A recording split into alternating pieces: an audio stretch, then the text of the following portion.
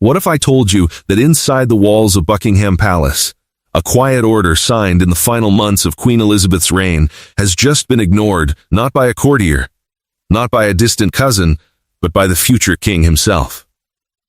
What if I told you that Prince William, the man being groomed to inherit the throne, has drawn a line so sharp, so deliberate, so cold, that it has left Queen Camilla shaken and the palace scrambling to contain the fallout? And what if the target of that line wasn't Camilla herself, but the one person she trusted most in the world, her own sister? By the end of this video, you'll know exactly what William did, why he did it, and why sources inside Clarence House are calling it the single most defiant act of his royal career. Before we go any further, hit subscribe, because this story pulls back a curtain the palace has spent years trying to keep closed. And once you see what's behind it, you won't be able to look away. The date is late spring 2026. Somewhere inside Kensington Palace, behind a set of doors most of the country will never see, a decision has just been made. It isn't loud.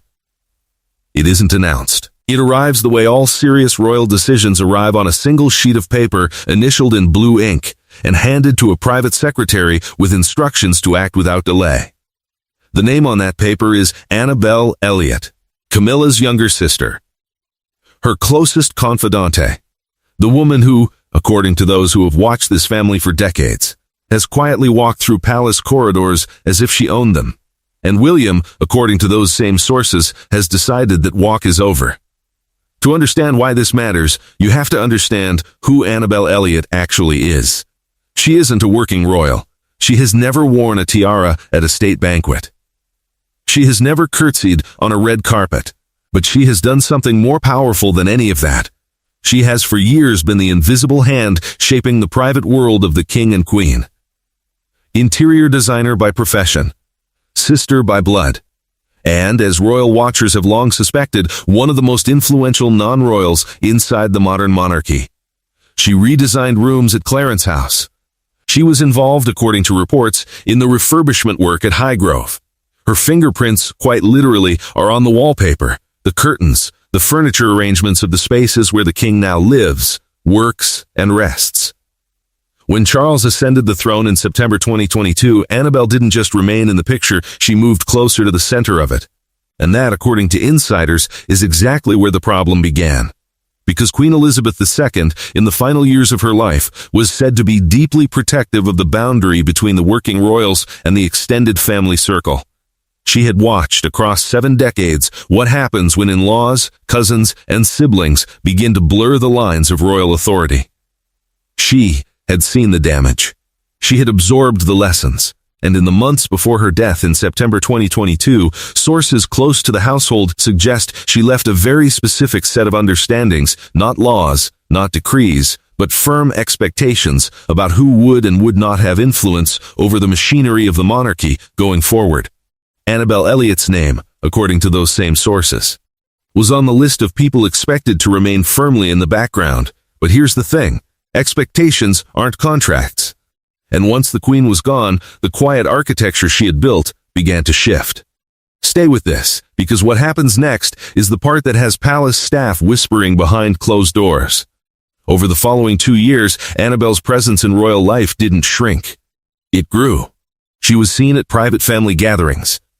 She was included in conversations about property, decor, and household staff. She traveled, according to reports, in circles that most extended family members never enter. And Camilla, now queen, made no secret of the fact that her sister was one of the few people she trusted without reservation. For Charles, this was manageable. For the courtiers, it was tolerable. For William, according to those monitoring the family's internal dynamics, it was something else entirely. It was a violation. Not a legal one. Not a public one. But a quiet, structural violation of everything his grandmother had tried to protect. Ask yourself something. If you had spent your entire adult life being told that the monarchy survives only because of its restraint, its distance, its refusal to let personal loyalties bleed into institutional power, How would you feel watching your stepmother's sister walk through the private apartments of your father's palaces as if she belonged there? How would you feel knowing that decisions about the very rooms your children visit were being made by someone who never took an oath, never wore the uniform, never stood on the balcony? Now imagine you're the heir. Imagine you're the man who will one day sit on that throne.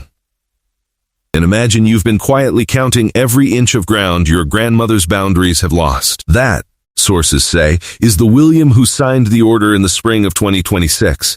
The specifics, according to those briefed on the matter, are these. William is said to have moved through his own household, through his own private secretaries, through his own carefully constructed inner circle to restrict Annabelle Elliot's access to certain royal properties and certain royal decisions once he becomes king. Not immediately. Not publicly. But structurally. Formally. On paper. The document, described by one source as short, precise, and deliberately unambiguous, reportedly outlines a future in which Annabelle Elliot will no longer hold the informal influence she has enjoyed under Charles. No involvement in the redesign of royal residences. No presence in the private meetings where household decisions are made. No quiet seat at the table where the future of the monarchy is shaped. It is, in every sense, a wall. And it was built without Camilla's knowledge. Think about that for a moment. The Queen Consort, a woman who fought for decades to earn her place inside this family, who endured public hostility, who slowly, patiently rebuilt her reputation into that of a respected working royal, was not consulted. She was not warned. She learned about it, according to sources, the way most people inside the palace learn about things now. Through a whisper, through a folded piece of paper passed to her by a member of her own staff. She is said to have read it once, then read it again, then set it down without a word. And in that silence, something inside the palace shifted. Because here's what makes this different from every other reported clash between William and Camilla over the years. This wasn't a leak. This wasn't a briefing war. This wasn't a whispered dinner party grievance that reached a friendly columnist. This was a written intention. A deliberate architectural move by the heir to the throne, designed to take effect the moment the crown changes hands. It is, in the words of one royal commentator, the first true policy of the William reign, and it was written while his father is still king. Now, before we go any further, if you've made it this far into the story, hit that like button. Because what comes next is where the temperature inside the palace truly begins to drop. To understand the depth of Camilla's reaction, you have to understand the depth of the bond. Annabelle Elliot isn't just a sister to Camilla. She is, according to those who have known the family for decades, the one person who has walked beside her through every scandal, every headline, every private grief. When Camilla married Charles in April 2005, Annabelle was there. When Camilla was crowned queen at the coronation in May 2023, Annabelle was there. When Charles received his cancer diagnosis in early 2024, Annabelle, according to sources, was one of the very first people Camilla called. To touch Annabelle is to touch Camilla herself. And William, according to those who understand this family, knew that. He knew exactly what he was doing. He knew exactly what message he was sending. And he sent it anyway. That is the part royal watchers cannot stop discussing. Not the move itself, but the choice to make it now. Not after the king has passed. Not after William has ascended. Now, while Charles still wears the crown. While Camilla still holds the title of queen. While the ink on the coronation orders of service is barely dry. Ask yourself something. What kind of heir does that? What kind of sun signals, so clearly and so early that the moment power transfers, the old arrangements will not survive? The answer, according to those who have watched William grow into this role, is a very specific kind of heir. The kind who has been paying attention. The kind who remembers everything. The kind who watched his mother Diana be treated as an inconvenience by the machinery of the monarchy, and who quietly promised himself that when his time came he would decide who moved through the palace, and who did not. Because you cannot separate this story from Diana. You cannot separate any story about William and Camilla from Diana. That is the shadow that has hung over every interaction between these two figures for more than 2 decades. And whether William would ever say it aloud or not, sources close to Kensington Palace suggest that the memory of his mother and of the years in which she felt she was fighting a losing war against Camilla's presence in her marriage is never far from the surface. Now imagine that memory colliding with the sight of Camilla's sister walking freely through the very rooms where Diana once lived. You begin to understand why the wall was built. But here's where the story takes a turn nobody expected. Because the response from Clarence House, according to sources, was not what William anticipated. Charles, when informed of his son's move, is said to have gone very quiet. Not angry, not shouting, not storming through corridors, just quiet. He is said to have asked to see the document himself. He is said to have read it slowly, from beginning to end. And then, according to one source, he is said to have looked up and asked a single question. Does the boy understand what he has just done? That word boy is the one that has stayed with those who heard the account. Because William is not a boy. He is the Prince of Wales. He is a father of 3. He is the second in line who has become the first in line and who now stands closer to the throne than at any moment in his life. But to Charles, in that moment, according to the source, he was still a son making a decision his father did not authorize, a son drawing a line his father did not draw, a son signaling in the clearest possible way that the reign of Charles III is now operating on borrowed time. And that, more than anything else, is what has rattled the palace. Because a monarchy runs on the illusion of continuity. It runs on the idea that each reign flows seamlessly into the next, that the values of the current sovereign will be honored by the one who follows. When the heir begins making binding decisions about the future while the current king is still on the throne, that illusion cracks. Not publicly, not dramatically, but visibly to anyone who knows where to look. And the people inside the palace know exactly where to look.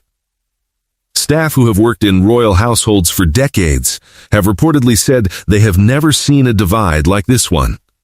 Not between William and Charles. That relationship, they say, remains functional, respectful, even warm in its own careful way. The divide is deeper than that. It is between the world Charles has built and the world William intends to build, between the court that currently rules and the court that is quietly forming around the Prince of Wales in the corridors of Kensington Palace. 2 courts, 1 kingdom, and a woman named Annabelle Elliot caught precisely on the line between them. Here's the part nobody expected. According to sources, Annabelle herself has said very little. No public statement. No leaked comment, no wounded interview. She has, by all accounts, absorbed the news the way she has absorbed every difficult moment in her sister's public life, in silence, with composure, and with the knowledge that a response would only sharpen the story. But those close to her say she understands perfectly what has happened. She understands that the door which was open under Charles will not be open under William. She understands that the influence she has quietly held will end the moment the crown passes. And she understands that no amount of family loyalty, no amount of sisterly closeness to the Queen will change that. She has, according to one source, begun quietly stepping back from certain royal projects, not dramatically, not visibly, just enough that those who are paying attention have noticed. The wall is already working, and William hasn't even ascended yet. Now think about what this means for Camilla. For years she has built her position on 2 foundations, her marriage to Charles, and the private support system that surrounds her, the sister, the children, the small trusted circle who have carried her through the hardest chapters of her public life. Charles as king has been able to protect that second foundation. He has been able to keep the door open. He has been able to ensure that the woman he loves is surrounded by the people she trusts. But Charles will not be king forever. And Camilla, according to sources, has begun to understand, in a way she perhaps had not fully absorbed before, what her life will look like when he is gone. It will look smaller, quieter, more controlled, less her own. That is the emotional weight of this story. Not the paperwork. Not the property access. Not the redecoration contracts. The realization, sitting in a palace room, that the future does not belong to you, it belongs to the son of the woman you were once accused of standing between. And here's where the loop closes. Remember the quiet order signed by Queen Elizabeth II in the final months of her life? The one that reportedly outlined expectations about who would and would not hold influence over the modern monarchy? For years, royal watchers have wondered whether those expectations would survive her death. Whether Charles, in his loyalty to Camilla, would honor them, or whether he would allow the boundaries to soften. The answer, it turns out, is that Charles softened them. And William has now hardened them again. The Queen's orders, ignored for 4 years under her son, have been quietly reinstated by her grandson. Not with a proclamation, not with a ceremony, with a single sheet of paper, initialed in blue ink, and locked inside the private records of the Prince of Wales's household. Think about that for a moment. The woman who ruled for 70 years, whose word was law inside the walls of every royal residence, whose quiet expectations shaped the behavior of generations, her final wishes were set aside by her own son and then restored by her own grandson. Across 3 reigns, across 3 generations, across a family so complicated that even those who study it professionally admit they cannot always see where the loyalty ends and the strategy begins. That is the monarchy in 2026. Not the pageantry. Not the carriages. Not the balcony waves. This, a private war of wills, fought in paper and silence, over a woman most of the public has never heard of. And it is only the beginning. Because those close to the Prince of Wales suggest this is not a one-time move. This is the first of many. William, according to sources, has spent the last 2 years quietly mapping the household he intends to inherit. He knows which advisors he will keep. He knows which he will let go. He knows which properties will change hands, which staff will be reassigned, which family members will find their access quietly, respectfully, but firmly reduced. The Annabelle Elliot decision, in other words, is not a shock. It is a signal. A single deliberate signal that the reign of William V will not be a continuation of the reign of Charles III. It will be something different. Something colder in some ways. Something more like his grandmother in others. A return to the boundaries the institution had begun to forget. And for those who have wondered, quietly, whether William would ever step out of his father's shadow and begin defining the monarchy on his own terms, this is the answer. He already has. If you've made it this far, hit that like button, because stories like this don't stay buried for long, and the more you engage, the more we can keep pulling back the curtain on what is actually happening inside these walls. Subscribe so you don't miss what comes next, because there is one more figure in this story we haven't fully talked about yet, a figure whose reaction to William's move has, according to sources, been the most surprising of all. And when you hear what she has reportedly said, in private, behind the closed doors of her own household, you will understand that this story is far from over. Somewhere inside Buckingham Palace tonight, a queen sits in a quiet room, holding a piece of paper she was never meant to see. Somewhere inside Kensington Palace tonight, a prince sits at a desk, planning the next move in a game his grandmother taught him without ever saying a word. And somewhere between them, in the long corridor that connects one reign to the next, the future of the monarchy is being written not in headlines, not in speeches, but in silence. And silence, in this family, has always been the loudest sound of all.